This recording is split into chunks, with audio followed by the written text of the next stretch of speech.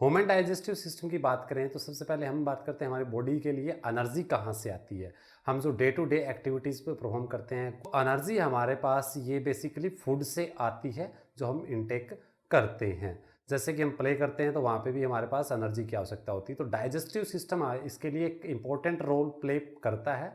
और हमारे पास जो फूड होता है, फूड में जो हमारे पास एक तरह से जो सब्सटेंस होते हैं वो काफ़ी कॉम्प्लेक्स सब्सटेंस होते हैं। हमारी बॉडी जो है वो इस कॉम्प्लेक्स सब्सटेंस को डाइजेस्टिव नहीं कर सकती। ये हमारे पास कॉम्प्लेक्स सब्सटेंस है, तो ये डायरेक्टली हमारी बॉडी अब्जॉर्ब नहीं कर सकती, इससे डायरेक्टली एनर्जी में कन्वर्ट नहीं हो सकता।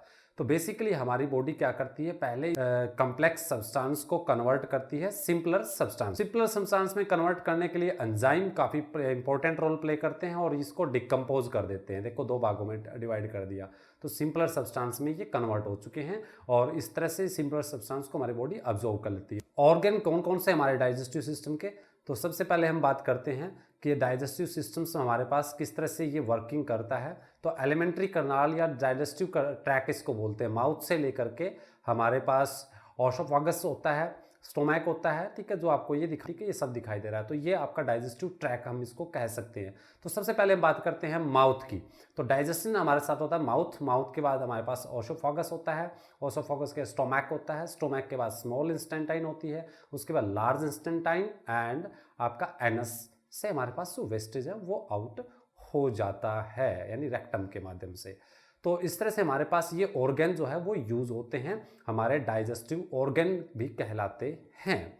हम बात करें माउथ में हमारे पास जो स्लेवरी ग्लैंड होती है, जो एसेसरी ग्लैंड्स होती है, और पेंसर्स होता है, लीवर होता है। ये कुछ ग्रंथियां हैं जो हमारी डाइजेशन के लिए काफ़ी हेल्पफुल होती है। Digestive system is a digestive track and accessory digestive glands, जो हमने ग्रंथियां हुआ स्लेविया ग्लैंड की है और हमने इसके बारे में पढ़ा है, तो हम इसके बारे में डिस्कस करते हैं। तो digestion what happen in mouth, सबसे पहले डाइजेशन, हम कोई भी फूड जो है वो इनटेक करते हैं इन माउथ, तो हमारे पास 5 स्टेज ऑफ डाइजेशन प्रोसेस है। इंडाइजेशंस, डाइजेशंस एंड अब्जॉर्प्शंस एंड एस्लिमेशंस एंड एगेशंस। ये 5 स्टेप्स हैं हमारे पास जो डाइजेशन सिस्टम को कंप्लीट करते हैं। सबसे पहले हम बात करते हैं माउथ की। जो भी हम जो इनटेक करते हैं, तो indigestion process taking a food into a buccal cavities, ठीक है, बक्कल कैविटी बोलते हैं।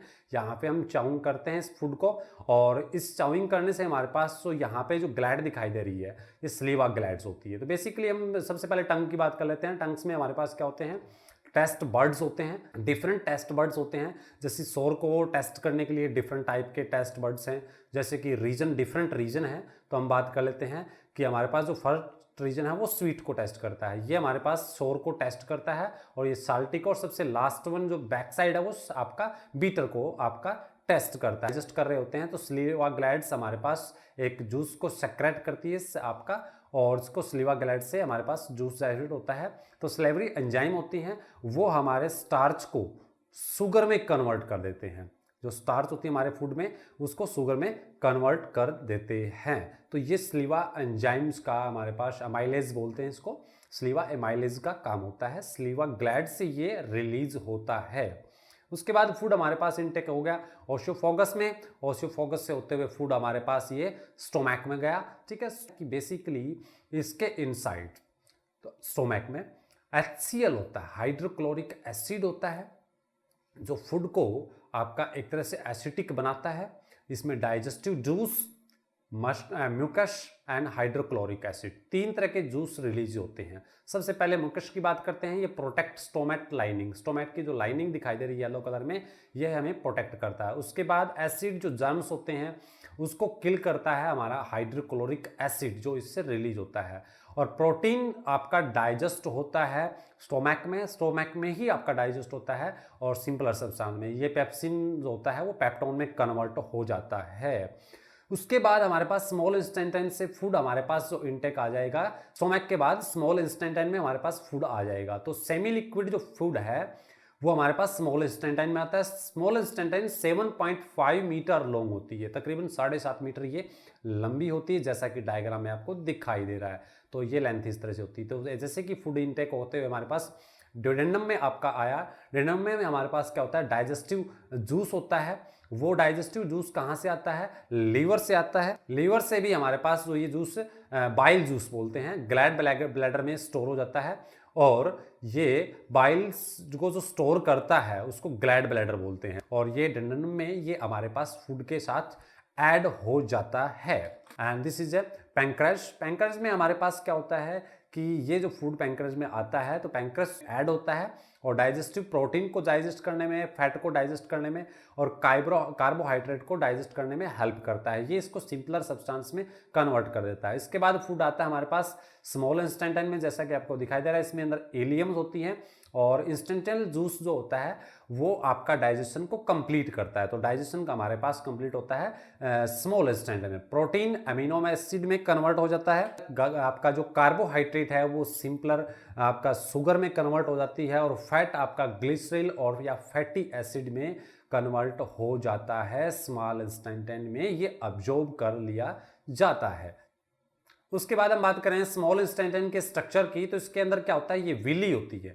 तो विली आपका फिंगर लाइक स्ट्रक्चर होती है। विली क्या कर लेती है कि हमारे पास जो एनर्जी होती है, जो सिंपलर सब्सटेंस होते हैं हमारे फूड के, उसको आपका अब्जॉर्ब कर लेती है। जैसे कि ये सिंपलर सब्सटेंस है, ये हमारे पास यूटिलाइज हो रहे हैं। Food is assimilations of energy release and growth and repairs. ये फूड से एनर्जी इनटेक हो रही है हमारे पास, जो हमारी बॉडीज के ग्रोथ के लिए, रिपेयरिंग के लिए आपका हेल्पफुल है। लार्ज इंस्टेंटाइन में क्या होता है, जैसे ही फूड स्मॉल इंस्टेंटाइन से लार्ज इंस्टेंटाइन में आता है तो इसमें जो लिक्विड होता है उस लिक्विड को अब्जॉर्ब कर लिया जाता है, यानी absorption of water and some salts in a large intestine. Large intestine में होते हुए हमारे पास ये रेक्टम में आता है, रेक्टम से होते हुए लास्ट वन हमारे पास ये एनस से हमारी बॉडी से आउट हो जाता है। ये फूड हमारे पास इस तरह से डाइजेस्टिव भोजन है। तो ये इसको अगेशन बोलते हैं removal of undigested waste from body.